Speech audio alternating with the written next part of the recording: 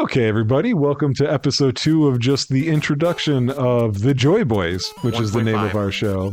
Yeah, it's really a 1.5. We are not where we left you off last time because of a little snafu, which also is why I interrupted Rob. Rob, of course, was explaining how he's a good and caring person and he wanted to do things for others via charity, and I had to interrupt that. Right. And absolutely put a stop to it. Right. So, Rob, if you would, for the folks out there, pick up as best as you can where you left off regarding charitable streaming. Okay. And, this is an FYI. I don't mind talking about this stuff because it's definitely how it happened to me. One of the biggest reasons I want to do charity streams is because I've had a couple life-altering things happen to me. I had a son pass at 2 weeks of cancer, and then immediately after, another son was born with a terminal disease. But he's doing well. Let's get that out of the way. He's doing well. But the reason I wanted to do charity streams so bad is because of stuff like St. Jude's Hospital and other organizations that have helped my family through what we had to go through. So I've wanted to do those charity streams so bad to help raise money for these charities. Although the stream I want to do is not your conventional, like somebody's going to play something cool stream. No, it is not. It's not. Because the other thing that I have been doing since about the same time I've been playing video games is actually fishing. I have been fishing for a very, very long time, and for the charity streams, I'm doing better this time. Yes, a lot better. For the charity stream, I wanted to do fishing games or games that had fishing in them. Just the fishing part of the games, not anything else, just fishing. Because that is the other basically like big hobby or interest of mine has been that. It's so much so that I have even gotten my oldest son into both of those things, gaming and fishing. Right. I do have 2 kids. I have an older son and a younger son. The younger son is the one that had has the health issues. But the older son is, he's Fortnite and all this other stuff, and introduced him to the older stuff that I still have, like my Pokemon Red and Blue. And he looked, he said, "These are really hard, Daddy." I said, "Yes, they are. They tell you nothing and they're very slow." Right. I said, "Welcome to video games. Welcome to video games." Oh boy. Oh. Yeah, and if anybody's wondering why Rob and I are such close friends, it's because of shared life experiences. He's a family man with children. He's got personal tragedies, and he's got tons of outdoorsmanship. Brian has cats. I have a cat. I had 2. And then none of the other mentioned things. So that's why we get along so well. Yes.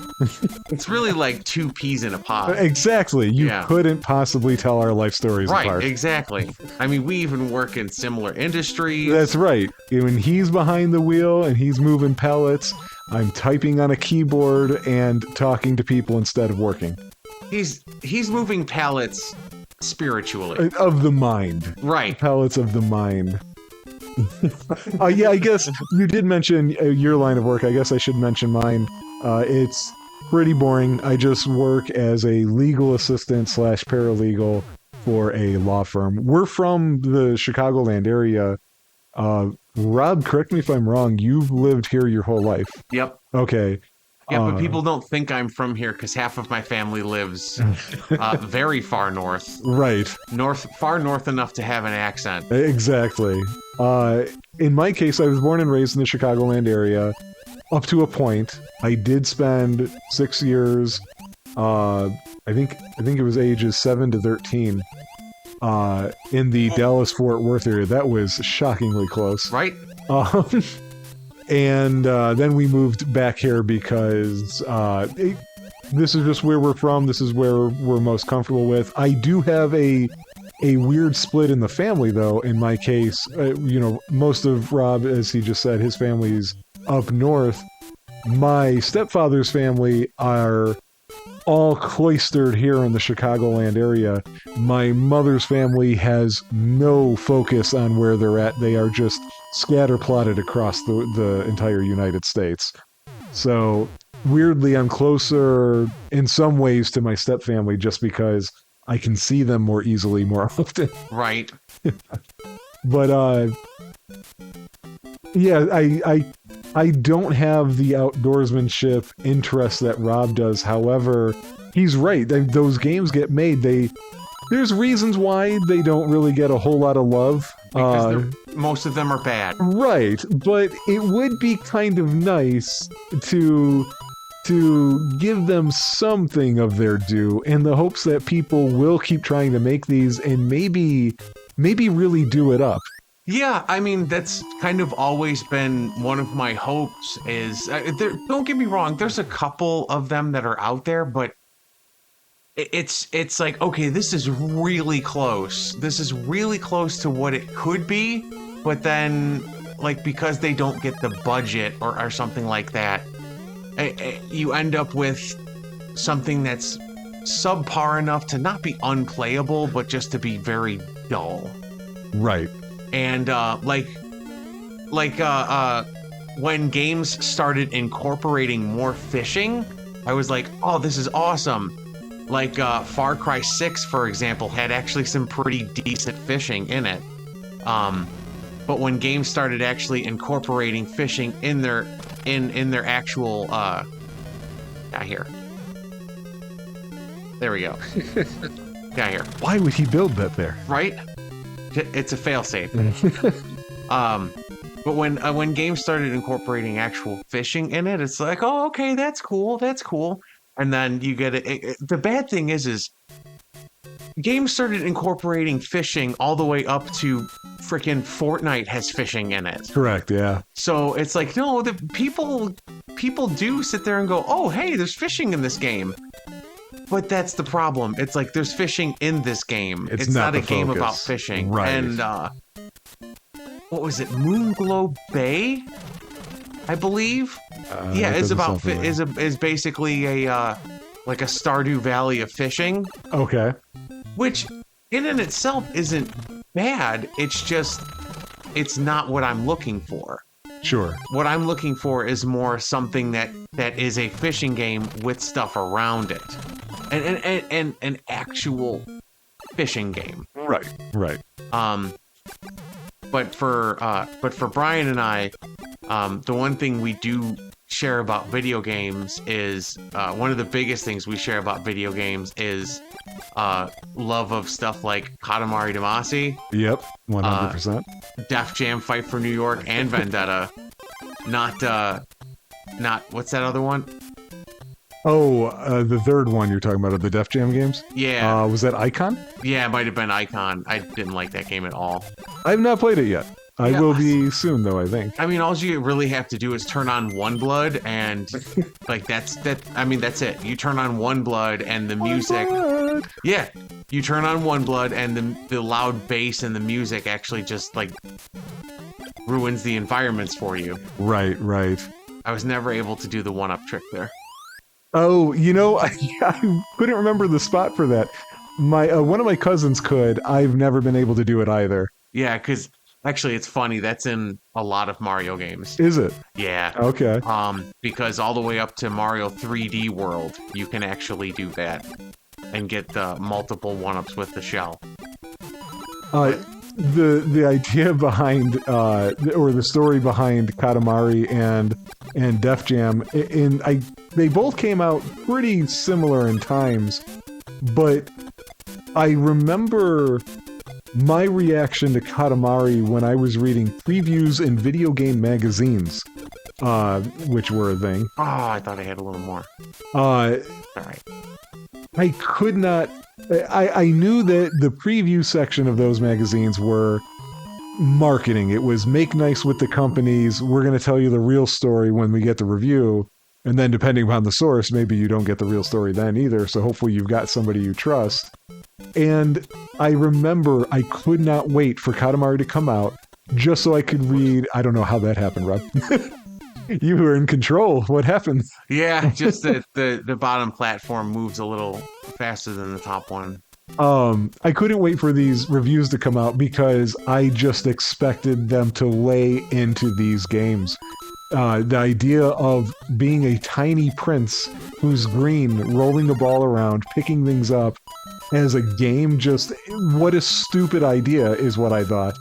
And I saw nothing but glowing reviews from places that I trust, and I said, no way. So I rented it, fell in love with it immediately. With Rob, we rented Def Jam Vendetta, which was the first of the Def Jam fighting games, with the sole intention of we're spending $5 just so we can laugh at this thing and point our fingers at it. Right. And I think we were 10 minutes in and we looked at each other at the same time and you said the key words. You asked, is this good? Yeah. I was like, I want to play this more. Yeah, that's one of the biggest reasons with Fight for New York and then with Vendetta and then Fight for New York after.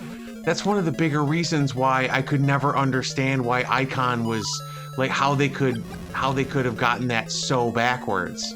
Yeah, well, if I recall, correct me if I'm wrong on this, because as I said, I haven't played it before and haven't come up to it. Well, I haven't come up to it on my list. I guess I'm gonna have to explain that at some point as well. Got him. Yeah, rapid fire. No turbo controllers here, folks. That was all skill. Was Icon on a portable? No, it wasn't. Icon Okay, was the other release, and then instead of just the pure like Aki style, the Aki style brawler. Mm-hmm. Damn it! There we go. The Aki style brawler. The other ones were, Icon was this like, oh, you need to use the music to blah blah blah blah blah blah. And so, oh, what really? Man, did it just not jump when you pressed it? Yeah, yeah, I must not have hit it hard enough. Okay, but with the with Icon, and it didn't have like the same Aki style brawler that the other Def Jam games had, which kind of sucked because you sat there and you were thinking to yourself like, oh, that's right, I forgot. They turn directions. But let's see if the trick works here, holding down A and pressing start. Nope, I held down the wrong A button. Well, freaking Nintendo. Well, do you want to complete your thought while this demo rolls, and then we can move on to the next intro game? Yeah, with the Aki style games, like the ones for like the wrestling games that came out for Nintendo 64. I'm dressed appropriately. Oh, you are, yes, with an N64 shirt. They came out and they were just unbelievably fun. Mm-hmm. Simple controls, easy to pick up and play, and the first two Def Jam games were that way. Not to mention having actual like rappers and other artists and the what's it like a Jacob the Jeweler. Jacob Ice. Yeah. Yep. Having all those actual voices in there, Method Man, Redman, DMX, Snoop Dogg, Fat Joe, who was the other one? I mean, there were so many. Sticky Fingers. Yeah. And having that in an Aki style game to where like you just beat the ever living crap out of each other.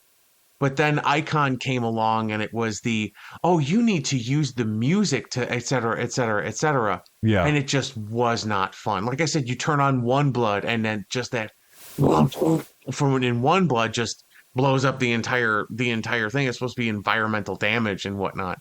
And it just wasn't as fun. Before we stop, as this demo continues to roll, question for you, Rob. Settle Settle a debate I recall at age 8. Okay. Fireball Mario. Is it coming from his nose? See, it's coming from his hand, Uh-huh. but they couldn't really animate that well enough in this. Because don't forget, in 3, when you're in the mushroom house, it's green like a booger. It is green. It is green. Anyway, folks, this was Brian's Babby's first game, played by Rob, who was on quite a roll there, and then it just came to a crashing halt in 4-1. Yeah. But we are going to meet you on the other side of a new episode, introducing Rob's Babby's first game, which is ironically just going to be Super Mario Brothers 2. See you guys on that side.